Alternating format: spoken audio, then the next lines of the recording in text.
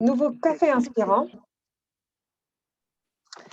du Quai des Possibles, du lundi matin, voilà, pour commencer la semaine avec plein de bonnes ondes, tous les lundis de 9 heures à 10 heures au Quai des Possibles. On est donc un collectif optimiste qui s'engage pour une transition écologique et solidaire. Et on est basé à Saint-Germain-en-Laye, dans un tiers-lieu qui est dans une ancienne gare SNCF, la gare de la Grande Couronne. Et on organise dans notre tiers-lieu des événements de sensibilisation et de mise en action des acteurs du territoire pour qu'ils s'engagent vers un mode de vie plus durable, que ce soit au niveau personnel ou professionnel. Et on accompagne également des entrepreneurs sociaux pour qu'ils développent leurs projets impact dans la Ruche Saint-Germain, qui est une antenne de la Ruche Paris, et qui accueille également des programmes d'incubation plusieurs fois par an pour accompagner des personnes éloignées de l'emploi à développer leur projet entrepreneurial. Et justement, ce matin, avec nous, on a des entrepreneurs, enfin, on a une entrepreneuse qui fait partie d'un groupe d'entrepreneurs, Mathilde. Bienvenue, Mathilde. Et alors, on va parler ce matin Merci. de l'application Bon Voyage. Alors, pourquoi Bon Voyage? On est super content d'être tombé sur votre projet parce que nous, notre programmation du mois, c'est voyager autrement, justement. C'est comment on peut voyager autrement et prendre en compte les enjeux environnementaux lorsqu'on décide de partir en voyage. Et voilà, la solution, on l'a trouvée. En fait, vous l'avez développée, vous êtes en train de la développer. Et ce matin, Mathilde, tu vas nous présenter justement ce projet que tu es en train de monter. Et peut-être pour commencer, tu peux te présenter puis nous dire aussi un peu, nous parler un peu du groupe dont tu fais partie Ouais, et qui développe le projet. Je te tout laisse à la fait. parole. Merci. Bonjour à tous. Donc, je m'appelle Mathilde Tournou. J'ai cofondé Bon Voyage avec un groupe d'anciens collègues et amis. Et on a monté ça sous forme d'association parce qu'on a tous des boulots divers et variés à côté. Et notre but, c'était de créer un site qui nous permette d'avoir des infos pour voyager bas carbone et avant tout un outil qu'on n'a pas trouvé pour nous qui adorions voyager. Euh, donc Bon Voyage, ouais,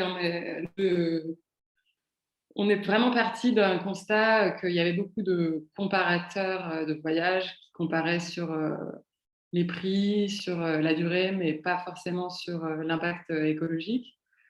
Parallèlement, il y avait pas mal de calculateurs d'impact carbone qui donnaient des infos. Il y avait pas mal de blogs d'inspiration pour voyager bas carbone, mais on n'a pas trouvé un outil pratique qui mettait avant tout en avant la dimension écologique et qui nous permettait d'avoir l'info, de l'inspiration et surtout de pouvoir derrière réserver facilement des voyages sur le critère écologique et en porte-à-porte. Donc, n'ayant pas cet outil et nous qui adorions voyager, on s'est dit qu'il fallait le développer et c'est pour ça qu'on s'est motivé pour créer ce comparateur. Donc vraiment dans l'idée de prendre l'avion le moins possible, idéalement ne pas prendre l'avion, parce qu'en fait il existe plein d'alternatives pour se déplacer et profiter de voyages ou de vacances différentes, mais qui font tout autant du bien.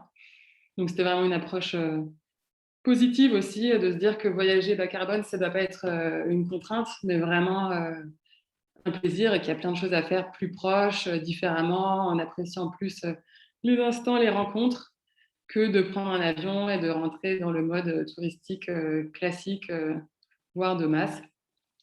Donc concrètement, ce qu'on est en train de faire, parce qu'on est en train de terminer le développement de ce comparateur, c'est d'une part un comparateur qui permet de rentrer son point d'origine, sa destination, d'avoir les informations porte à porte sur les trajets euh, de, de, de son choix avec l'impact carbone, donc le calcul précis de l'impact écologique. Donc, vraiment un comparateur. Donc là, vous voyez un peu l'idée d'avoir une carte qui montre le trajet, et ensuite d'avoir des infos sur la quantité de carbone ou d'équivalent CO2 émise, mais ensuite de pouvoir aussi avoir plus de précision sur ce que ça veut dire, parce que ça, c'est des infos qu'on trouve aussi sur les sites de la SNCF, mais souvent, on ne sait pas ce que ça veut dire, 1,3 kg de CO2. Donc, l'idée, c'est de le comprendre facilement, d'avoir accès à cette info et de, du coup, faire des choix en ayant cette information-là. Donc, en plus de cette partie comparateur qui est technique, l'idée, c'est d'avoir aussi une communauté, enfin de fédérer cette communauté de gens qui ont des bonnes idées de voyage à moindre impact écologique et donc qui puissent partager sur un forum notamment, comme les forums de voyage qui parlent de vélo, de voyage loin, bah là d'avoir vraiment la version bas carbone avec des idées de descendre la Loire en canoë, aller faire des trajets train plus vélo pour se rendre à une destination et qu'en fait ce ne soit pas juste nous qui donnions cette information, mais que les gens qui le font puissent partager des voyages. Et, donc il y a vraiment ce côté communauté, collaboratif. Nous, on est une dizaine de personnes dans l'association, mais après, qui veut vient et qui veut participer, participe, parce qu'on ne peut pas avoir toutes les idées. Nous, on est content de partager nos voyages, nos idées, mais il y a beaucoup de gens qui voyagent bas carbone et qui ont plein de choses à partager. Donc, on voulait aussi rattacher au comparateur ce forum pour que concrètement, les gens puissent trouver des idées. Et ensuite, il y avait une partie qui nous tenait à cœur aussi, c'était la partie un peu pédagogique, parce que en fait, on se perd un peu à savoir si est-ce que si je prends un ferry pour revenir de Sicile, ça a vraiment moins d'impact si on est 3 sur le bateau que de prendre un avion. Enfin, on se perd un peu dans toute la compréhension des données. Il y a beaucoup de chiffres qui tombent à gauche, à droite. Donc là, d'avoir une partie blog avec des infos claires et sourcées et scientifiques qui permettent de comprendre ce que ça veut dire qu'un voyage bas carbone, pourquoi tel choix peut avoir un impact plus positif qu'un autre quand on parle de tourisme, de vacances, de voyage, même simplement de transport.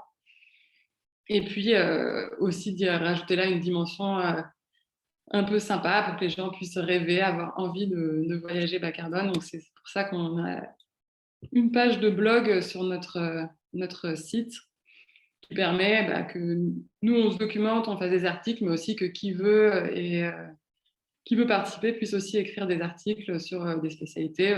On a d'autres associations avec qui on est en contact qui sont par exemple spécialistes de montagne ou spécialistes de train qui peuvent aussi prendre la parole. C'est un peu une tribune à qui veut parler de ce sujet et qui veut partager des bonnes idées pour que les gens aient envie de voyager comme ça.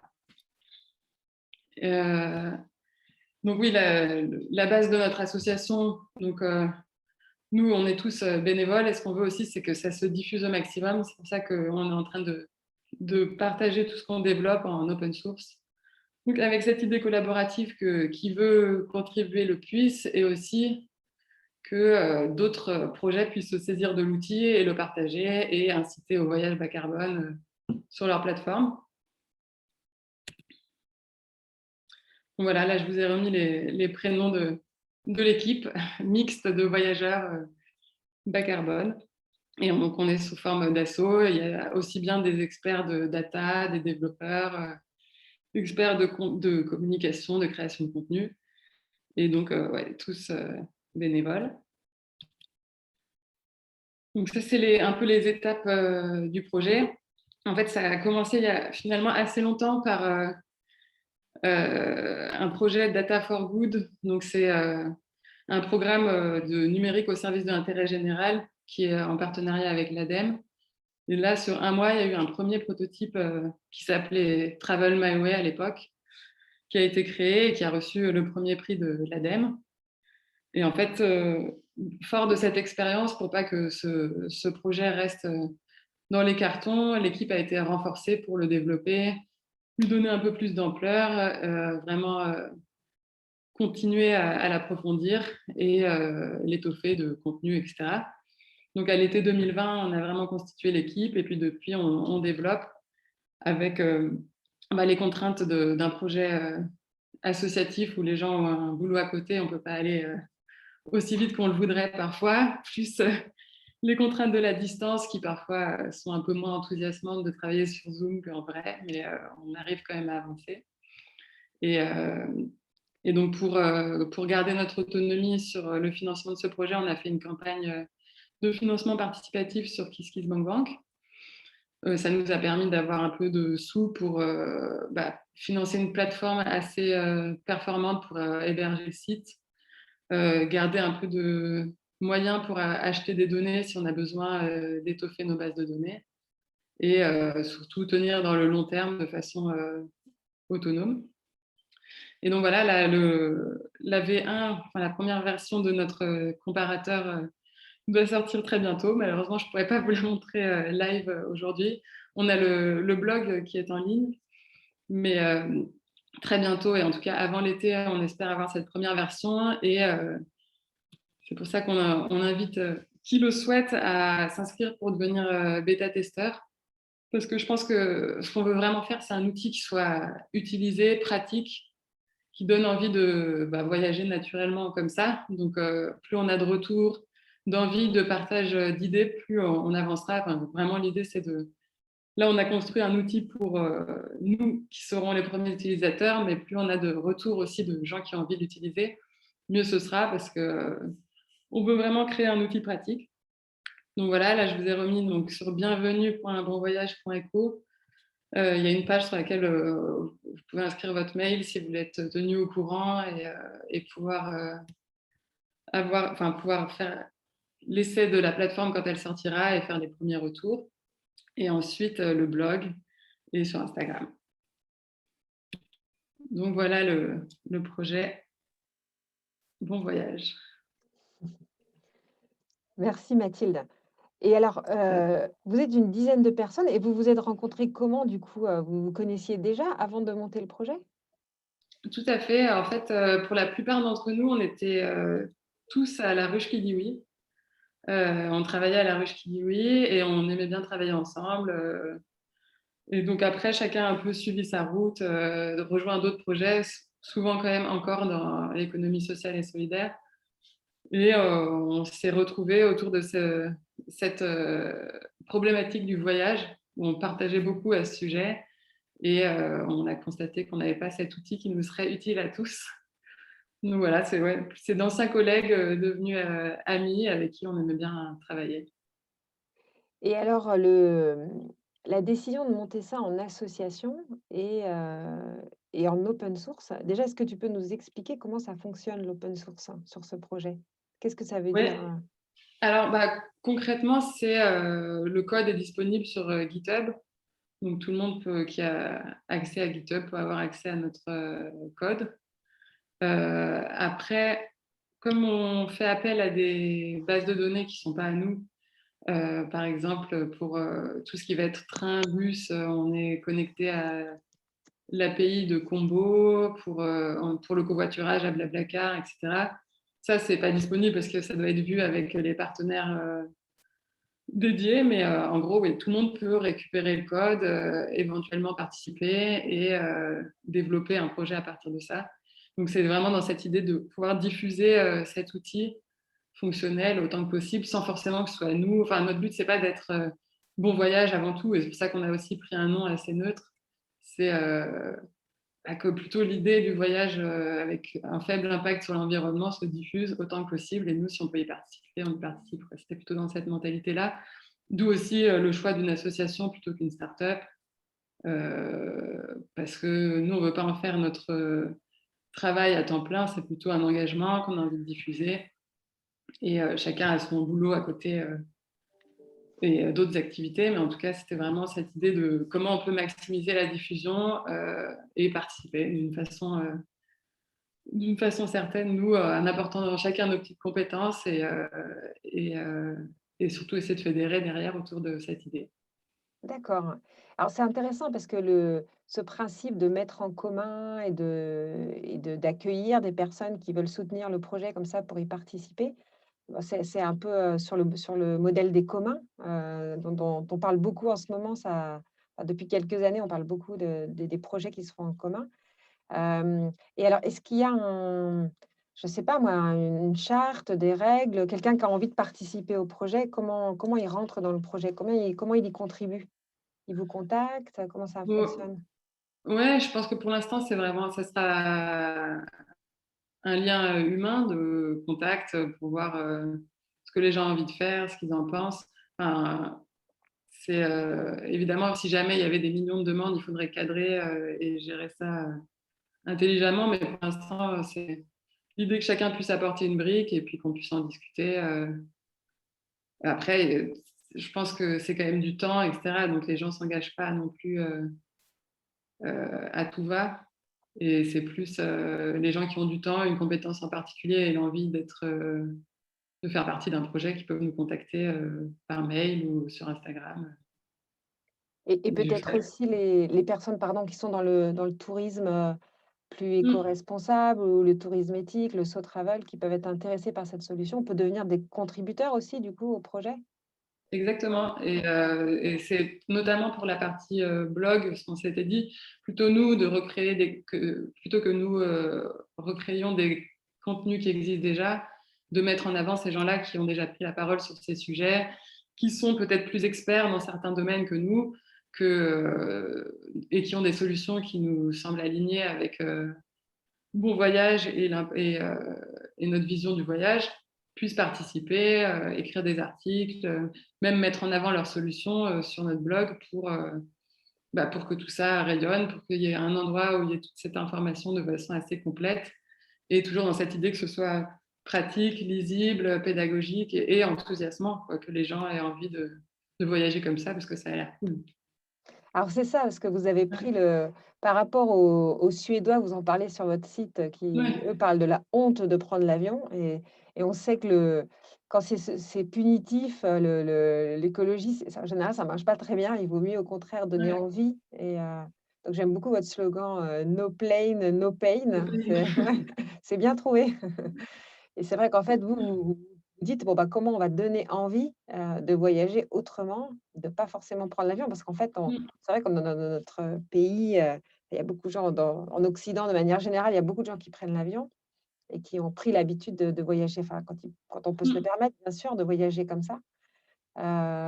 Et donc, votre objectif, c'est de dire comment on donne envie de s'en passer de l'avion, mais en montrant qu'en fait, c'est encore mieux, quoi, quand on prend pas Ouais, l'avion. c'est ça. Ouais. Exactement, enfin et on est, partis aussi du constat que nous, on se racontait des voyages, Baptiste qui descendait la Loire, en canoë pendant une semaine, ou se rendre à une fête ou à un mariage en train plus vélo. Enfin, il y avait vraiment, ce qui nous marquait aussi dans nos voyages, c'était cette partie, trajet, aventure. C'est là où il se passait des choses, tout n'était pas prévisible, tout cadré comme, un avion. Enfin, un avion, comme ça marche pas, c'est rarement réjouissant ce qui se passe sur les attentes, etc. Alors que quand c'est un voyage un peu plus terre à terre, on va dire, euh, il peut se passer plein de choses, de rencontres, de temps, de trucs non prévus qui finalement font partie du voyage et restent dans les souvenirs comme très positifs. Donc, voyant que nous, c'était aussi ça qu'on racontait de nos voyages, on s'est dit que c'était quelque chose à partager et que tout le monde pouvait s'enthousiasmer sur cette partie-là qui n'est pas prise en compte quand on se dit ah, bah, je vais en République dominicaine en avion pour une semaine. C'est pas une partie qui compte dans le voyage, le trajet. Alors qu'en fait, ça peut être génial, c'est le temps de lire, de se préparer, de commencer à s'enthousiasmer sur son voyage. Il y a plein de bons moments à passer sur cette partie qui a été exclue en général des vacances, qui est le trajet, finalement. Ouais, Mais, d'accord.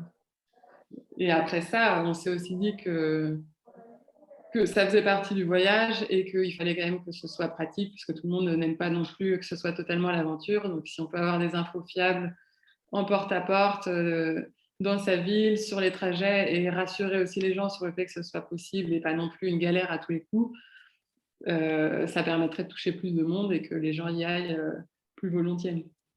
D'accord, OK, OK. Et hem et est-ce que vous avez l'impression parce que j'imagine que vous avez regardé un peu ce qui se passait avant de développer votre solution. Est-ce que, qu'est-ce que vous avez noté comme tendance de fond sur, justement sur, le slow travel, le tourisme, plus éthique, l'éco-responsable? Vous avez vu quoi comme développement là-dessus? Bah, clairement, c'est vrai que c'est un sujet qui a le vent en poupe et tant mieux. On a trouvé pas mal de blogs ou d'influenceurs qui parlent de voyage, qui parlent de slow travel, qui parlent de toute cette théorie. Et ce sera des gens dont on aimerait se rapprocher aussi pour la partie contenu. Ensuite, sur la partie plus comparateur, il y a beaucoup de calculateurs d'empreinte carbone, de compensateurs qui permettent en fait de vraiment se focaliser sur la partie calcul et émissions de carbone ou d'équivalent carbone, mais qui ne sont pas forcément liés à l'organisation d'un voyage. C'est plutôt pour information ou a posteriori, je compense en me disant que bon, je pense avoir eu un impact, donc je vais regarder. Mais la partie vraiment comparateur de voyage, telle qu'on peut l'imaginer et telle que les gens l'utilisent pour juste organiser un voyage, mais pas forcément en avant cette dimension écologique, ou en tout cas pas en premier. Donc, parfois, on a les informations sur les émissions de CO2, mais c'est souvent en petit, non expliqué, dans un coin. Et c'est surtout pas un critère de sélection. Souvent, c'est le prix, le temps, la durée de transport. Et donc, ouais, on n'a pas trouvé, dans toutes les recherches qu'on a faites, vraiment cette entrée par l'impact écologique. Donc, c'est pour ça qu'on l'a développé. Enfin, on voulait surtout pas redévelopper un outil qui existait déjà, quoi. Ça, c'est clair.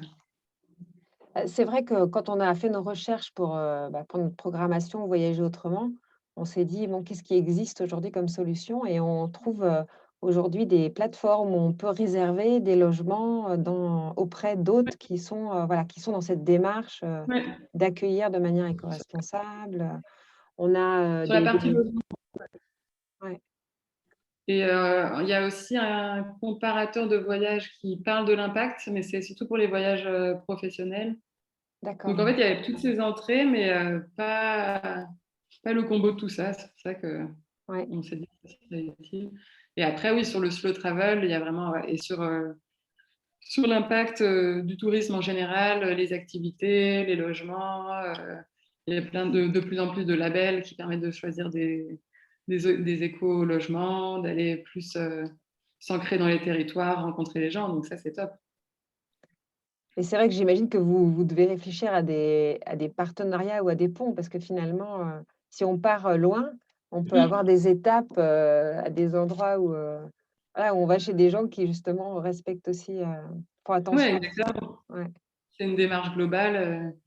Ouais, c'est pas juste le transport. Nous, on s'est focalisé sur la brique transport, mais on espère pouvoir mettre en avant tout un tas d'initiatives qui s'occupent des autres briques du voyage, que ce soit les logements, les activités, le choix de l'alimentation, les restaurants, etc. Parce qu'il y a plein de choses à faire à chaque étape, ça c'est clair. ouais. Et c'est vrai que ce trajet, quand on prévoit ses vacances, finalement, on se dit: «Bon, je vais aller dans un endroit où», quand on a une sensibilité, hein, et qu'on veut faire attention. Et on pense pas forcément alors, ce que je trouve super dans votre solution, c'est de se dire, «Je vais mettre, ce que mon trajet et on va me proposer les différentes alternatives et me dire, laquelle est la». Enfin, ça permet de faire un choix quoi, de se dire: «Bon, Exactement. il y a peut-être des choses». Et alors, est-ce que vous avez je sais pas, des niveaux de difficulté? En disant: «Bon, alors ça va être un peu, galère, peut-être, voilà, si». Enfin galère, pas galère, mais je veux dire, ça va être peut-être demander, d'être un peu plus, bien organisé ou de pas être trop embêté quand il y a des choses qui se passent pas comme il faut, est-ce que vous avez, une information du genre adapté pour les familles, pas trop adapté pour les familles? Je sais pas, vous avez prévu des choses comme ça? Ouais, bah, au début, ça sera plus sur la partie contenu blog parce que techniquement, ça rajoutera de la complexité. Mais dans l'idée, oui, on réfléchissait à même pouvoir indiquer le temps de vélo maximum qu'on veut faire parce que tout le monde n'a pas forcément envie de faire 150 km de vélo par jour. Donc oui, que ce soit quand même adapté au profil et aux envies. Je pense que sur la première version, on n'aura pas toute cette complexité parce que là, vraiment, notre but, c'était de bien adapter les données d'impact avec les données de trajet et de pouvoir avoir des trajets porte à porte. Ça, c'était vraiment notre objectif numéro un. Donc, dans un second temps, oui, d'apporter cette complexité. Et c'est là où les retours des bêta-testeurs voyageurs seront utiles parce que ça nous permettra aussi de prioriser qu'est-ce que les gens concrètement rentrent comme information quand ils veulent chercher un voyage. Nous, on a nos habitudes, mais il y a certainement plein d'autres habitudes à partager et à confronter pour pouvoir choisir dans quel ordre on développe les fonctionnalités. Mais oui, oui, le champ est très très large. Et puis après, comme nous, on veut aussi toucher tout de suite le marché européen parce qu'on pense que c'est aussi là que les gens prennent l'avion, par exemple, pour aller à Barcelone, alors que c'est que 6 heures en train. Il y a plein de choses à faire là-dessus. Et donc, la complexité des données à imbriquer euh, va quand même croissante avec le périmètre qui est couvert. Donc, il faut qu'on choisisse. Mais oui, oui, l'idée, c'est de pouvoir faire son voyage un peu sur mesure. Et vous avez des personnes dans d'autres pays alors avec qui vous êtes en contact, qui pourraient rejoindre justement le projet? Pour l'instant, non, mais en fait, le site Combo, avec qui on est partenaire pour avoir les informations sur les trains et les bus, couvre l'espace européen. Donc après ça, nous, la difficulté, c'est d'avoir les bonnes données d'impact carbone sur les différents pays, que ce soit aussi fin que possible. C'est-à-dire, dans un premier temps, on s'appuie sur les données carbone, mais comment on peut complexifier cette partie-là et surtout adapter au mix énergétique des pays quand on change de pays, enfin, d'avoir vraiment quelque chose d'assez fin sur les données d'impact. Et après, localement, pour l'instant, on ne connaît pas vraiment de partenaires potentiels, mais via Combo, on a entendu parler d'initiatives qui seraient proches de ce que nous, on est en train de faire dans d'autres pays. Donc, ce serait aussi peut-être l'occasion, avec notamment cette dimension open source, de combiner les deux. Donc ça, c'est à creuser, mais bon, pareil, dans un second temps, on va déjà Mmh. sortir notre première version. Et alors, est-ce que tu peux nous dire comment ça fonctionne, justement ce calcul de l'empreinte carbone? Vous avez des experts de ça dans l'équipe ou, vous travaillez avec des gens qui vous aident là-dessus? Alors, pour l'instant, on est principalement avec l'ADEME. Donc, c'est la base de données des émissions de gaz à effet de serre de l'ADEME. Donc là, pour le coup, on utilise ces données-là qu'on met en face des données de trajet. Donc, on essaie d'avoir le plus d'informations possible sur la précision des trajets côté train, bus, voiture. Et après, on met en face les données de l'ADEME. Mais bon, donc ça concerne que les pollutions de gaz à effet de serre. Donc, l'idée à terme, c'est de pouvoir complexifier ce calcul en ajoutant d'autres bases de données sur d'autres types de pollutions. Parce que, par exemple, quand on parle de ferry, il y a des pollutions vraiment très différentes, de métaux lourds et autres, qui ne sont pas forcément intégrées dans cette base-là.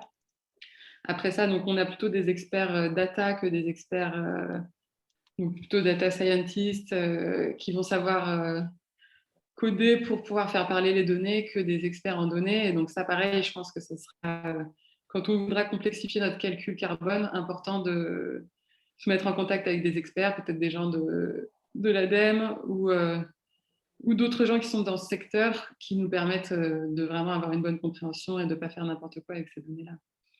Parce que nous, on ne prétend pas tout savoir et le but, c'est vraiment que les choses soient claires et compréhensibles pour tout le monde. Donc, il y a des gens qui connaissent ça très bien, qui j'espère pourront nous aider.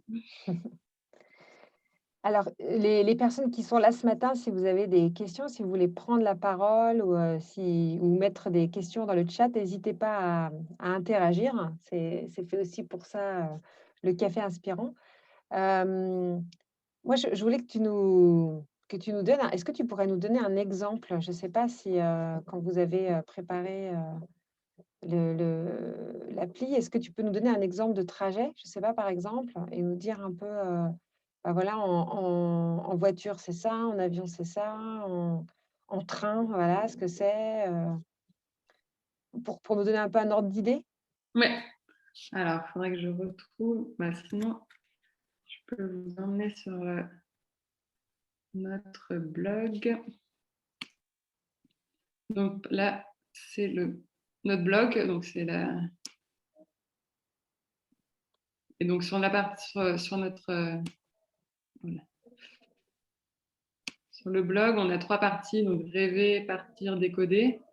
Et dans la partie décoder, c'est là où on mettra des infos justement assez concrètes sur les voyages. Et donc là, je crois qu'on avait mis un exemple. Je ne suis pas hyper forte en mémoire de chiffres.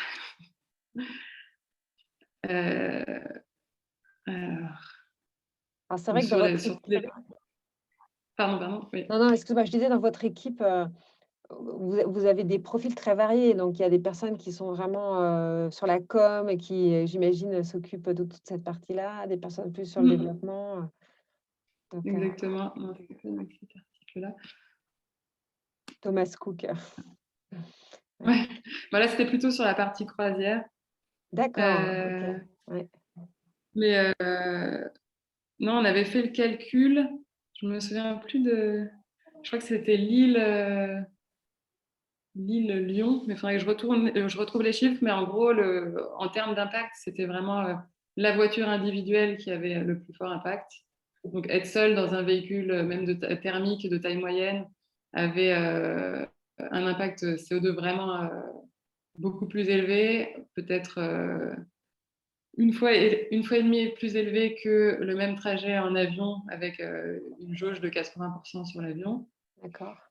Et ensuite, le train, c'était 10 fois moins que l'avion. Donc, donc c'est vraiment significatif. Et selon les types de trains, le TGV, par exemple, a beaucoup, beaucoup moins d'impact encore que des trains type TER qui parfois fonctionnent encore au diesel.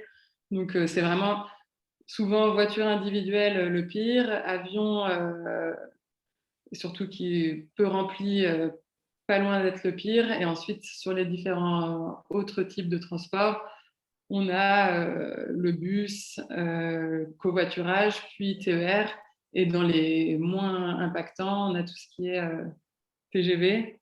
Et ensuite, les modes de voyage doux, type vélo, marche, qui là n'ont pas d'impact du tout. Mais ouais, il faudrait que je retrouve des chiffres, là, j'en ai pas noté. Mais Et alors, est-ce que tu peux nous en dire un peu plus donc sur le blog? Il y a plusieurs, donc vous essayez de donner aussi des infos sur les impacts de certaines ouais. activités, type les croisières. On sait que voilà, oui, c'est Bah, ouais, ouais, exactement. L'idée de ce blog, et bon, pour l'instant, il n'y a pas énormément d'articles, mais c'est donc d'avoir cette partie rêvée. Donc là, c'est un peu plus d'inspiration, de théorie, parler du slow travel, de comment le temps peut passer plus lentement, l'expérience du temps, observer les détails dans les voyages, les rencontres, distendre le temps. Voilà.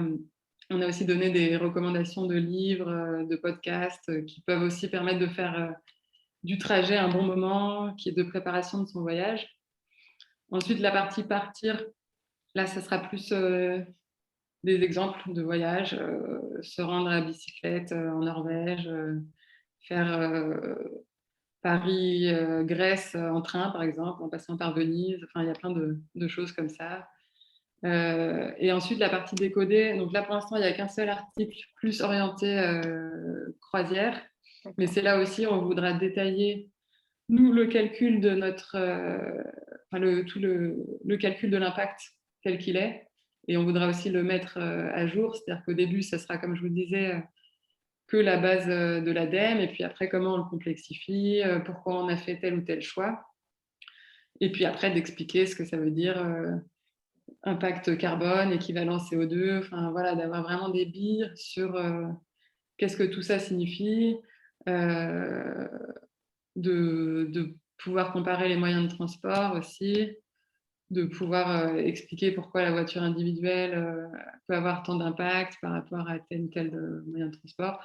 On avait discuté par exemple avec Combo, par exemple, ils sont très experts en train.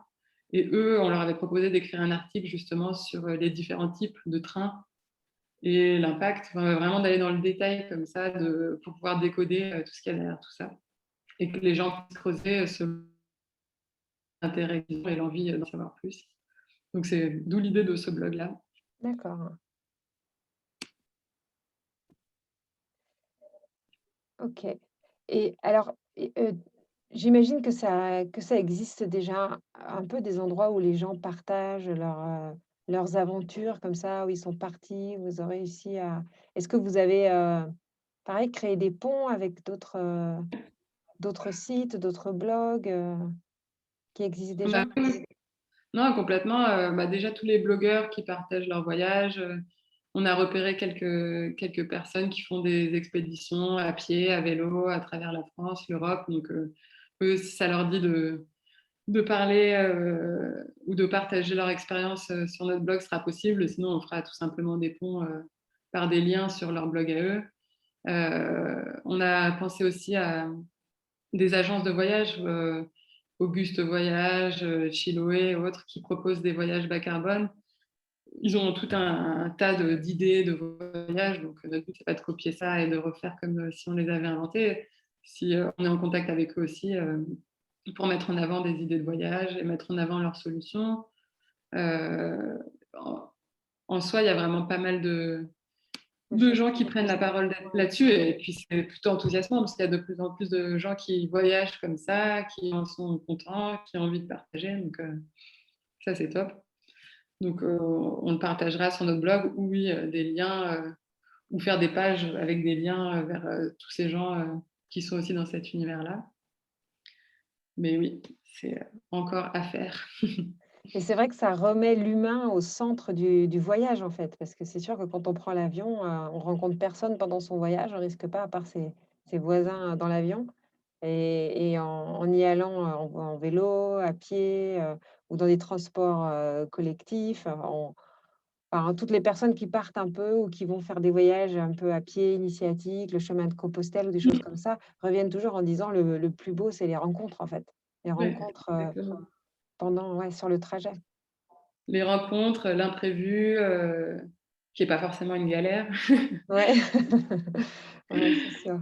les, L'observation de choses finalement assez simples. Parce que si le but des vacances ou des voyages, c'est de se dépayser, de déconnecter, etc., en fait, on n'est pas obligé d'aller très très loin avec un programme en kit pour avoir cette sensation-là, et tous les bienfaits en fait des voyages que sont en général, oui, les rencontres, les moments d'émerveillement. Donc ça, on peut vraiment l'avoir quasiment au coin de chez nous si on prend le temps en fait. Et on avait trouvé un guide du Lonely Planet sur des voyages expérimentaux qui était assez drôle, vraiment, même dans l'idée de voyager depuis chez soi, dans la rue, de prendre le temps. Enfin, il y a pour voyager et prendre des vacances ou tout simplement se déconnecter sans forcément partir à l'autre bout du monde et passer des vacances Instagram, quoi. Ouais, ouais. Et alors, si on revient sur, le projet en lui-même, enfin, je veux dire sur la construction du projet, est-ce que, tu peux peut-être nous partager, des conseils, des apprentissages? Voilà, qu'est-ce que vous avez appris en montant ce projet? Peut-être pour des personnes qui ont envie de se lancer aussi dans ce genre d'aventure, hein, de monter en collectif quelque chose, pas forcément, dans une visée, commerciale du coup, comme vous avez décidé sur le mode associatif. Est-ce que tu aurais des conseils, des apprentissages à nous partager?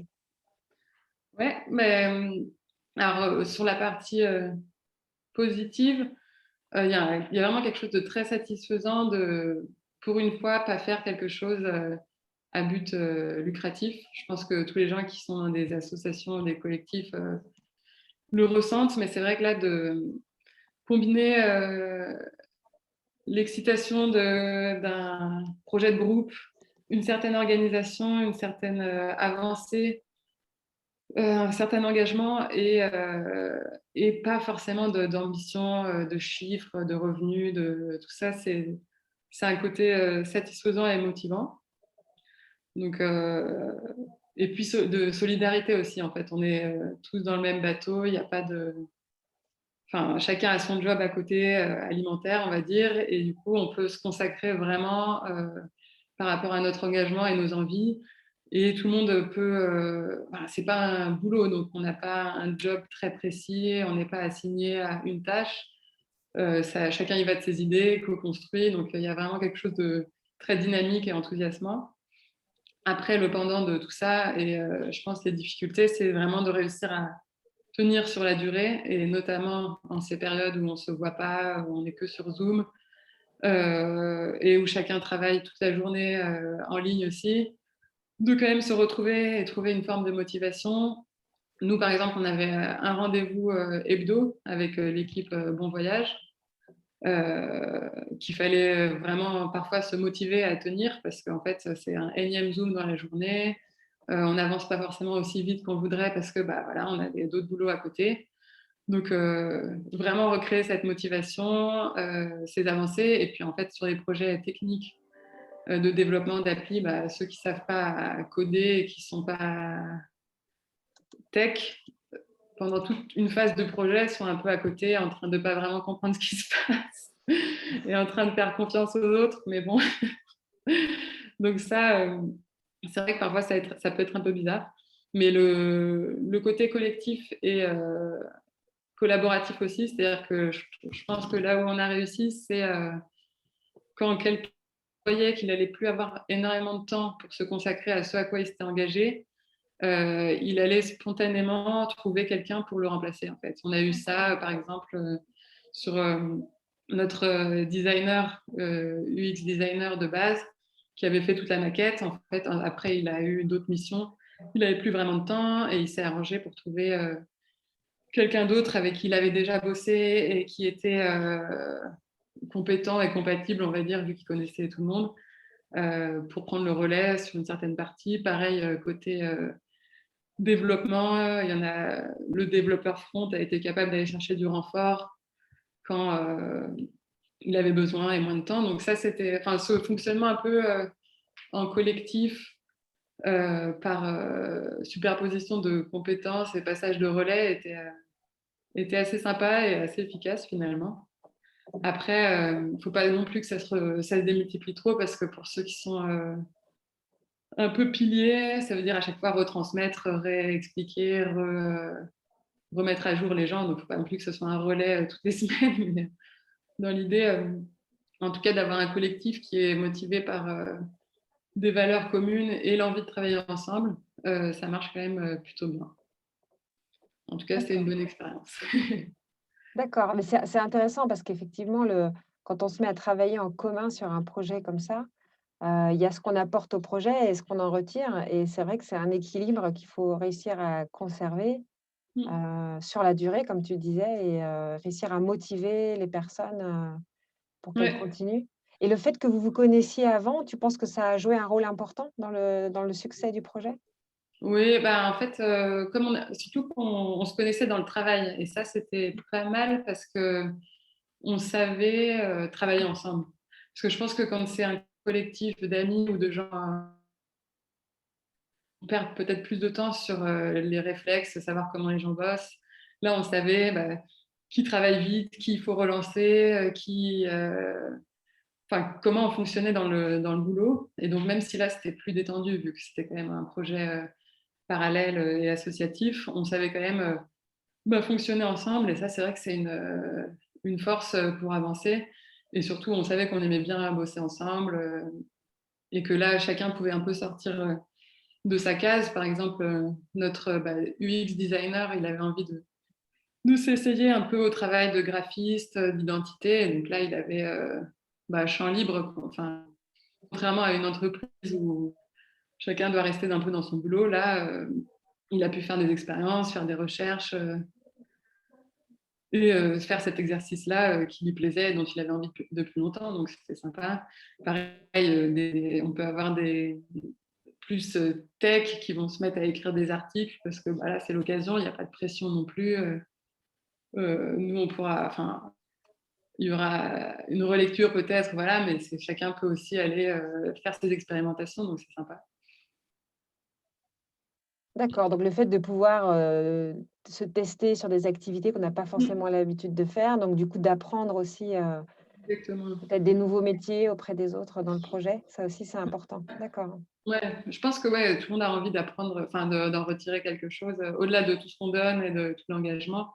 La partie terrain d'expérimentation, d'expression et d'apprentissage est hyper importante pour garder la motivation, parce que mine de rien, Bien ça fait sûr. plus d'un an que toute l'équipe est dessus. Il faut quand même en retirer quelque chose autre que d'apporter ce qu'on sait faire. Et même s'il y a un sens de l'engagement et une volonté de faire avancer le projet, c'est quand même plus agréable de se sentir enrichi, d'apprendre plein de choses. Et puis après, on apprend aussi sur le secteur, donc c'est super intéressant. Ouais, ouais, c'est important. Et vous avez personne dans l'équipe qui vient de ce secteur-là, du tourisme? Non, Pas du tout, en fait, hein? OK. non, non, en fait, on en vient tous plus de côté alimentation durable, donc sensibiliser, aux enjeux, écologiques en général, mais pas spécialement du voyage. Après, les premiers de l'équipe qui ont travaillé avec l'ADEME avaient déjà un pied dedans. Et eux, pour le coup, dans le cadre de Tech for Good, de Data for Good, avec l'ADEME, avaient eu accès à des experts qui avaient pu les accompagner sur ce projet.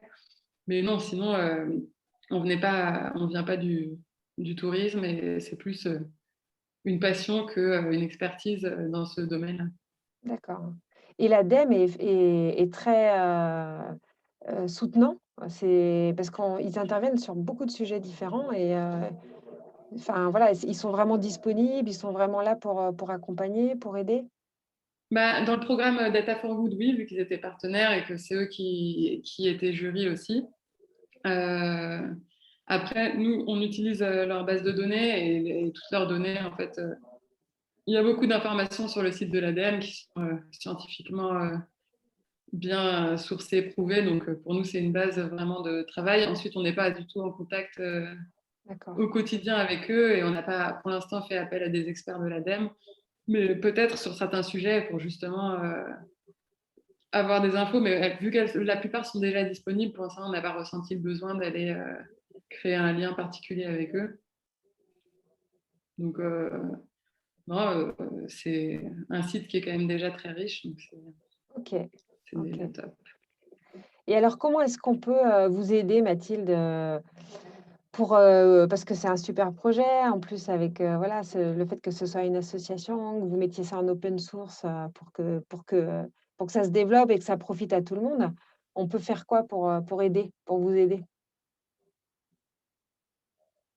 Ben, je pense déjà, quand le site sera sorti, de le tester, de faire des retours sincères, de partager des idées de fonctionnalités, de qu'est-ce qui serait utile, parce que, enfin, on veut vraiment surtout pas développer un énième outil inutile dans un coin. Donc là, c'est vraiment faire des retours, partager des idées. On est super ouvert, on n'est pas du tout sur un piédestal à se dire qu'on a créé le meilleur outil. On veut vraiment que ce soit pratique et utilisé et utilisable. Donc ça, et puis après, toute personne qui a envie de partager des idées, des voyages, contribuer sur le blog, ça sera avec plaisir. Donc vous pouvez m'écrire si vous avez envie de partager un récit de voyage, un article sur un sujet qui rentre dans le cadre du voyage bas carbone. Il ne faut vraiment pas hésiter, on publiera avec plaisir. Et après, vous pouvez nous suivre sur Instagram, partager des idées. En fait, on veut vraiment essayer de fédérer tous les gens qui sont intéressés par ce sujet et créer une émulation. Nous-mêmes, rencontrer des gens qui sont intéressés par ce sujet. Donc, toute personne intéressée ou motivée peut nous écrire et puis on répondra avec plaisir, avec différents niveaux d'implication. Donc, c'est plus D'accord. ça, relayer et nous faire des retours. Bon, on est en contact avec, plusieurs, entrepreneurs ou alors, on va faire un événement Ticket for Change avec Va au Vert, Mélanie Membré, voilà, qui a monté aussi une plateforme pour louer des, des logements éco-responsables. On a été en contact avec, une jeune femme qui parlait de slow tourisme aussi l'année dernière et donc on va partager, hein, votre projet auprès de ces personnes qu'on connaît au Quai des Possibles, Ok, qu'on a sollicité dans le cadre de cette programmation et puis bon, on va suivre, le blog et puis on va regarder comment ça évolue et puis, on trouvera des bêta-testeurs, on a pas mal de jeunes en plus dans l'équipe, ok, qui, super. voilà, qui seront, ravis, je pense, de regarder un peu et puis de tester d'autres façons de faire et puis de regarder comment fonctionne l'appli. Super.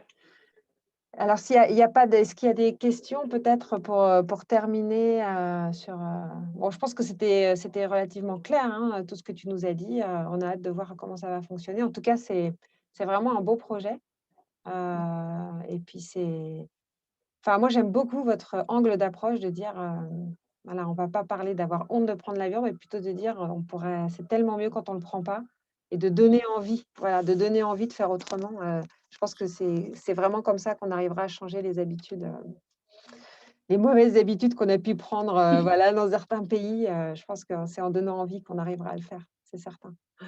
Ouais. Bah, en tout cas, merci beaucoup Mathilde, on était ravis de t'avoir avec nous ce matin. Merci pour Bravo l'invitation. et plein de succès à votre équipe, voilà, qui va grossir certainement. Et puis on suivra de près le développement de l'appli, du blog, de tout, et on aura l'occasion de ouais, voilà, de regarder un peu et de partager quand ça va se développer encore plus. Super, bah, moi je vous tiendrai au courant quand on aura le site en ligne et puis si on a des nouveaux éléments, avec Voilà, plaisir. n'hésitez pas, on partagera auprès de notre communauté qui sera certainement, ouais, contente de découvrir cette solution. Eh bien, bonne journée à Super, toutes et tous. merci beaucoup. Merci Au Mathilde revoir. et à bientôt. Au revoir.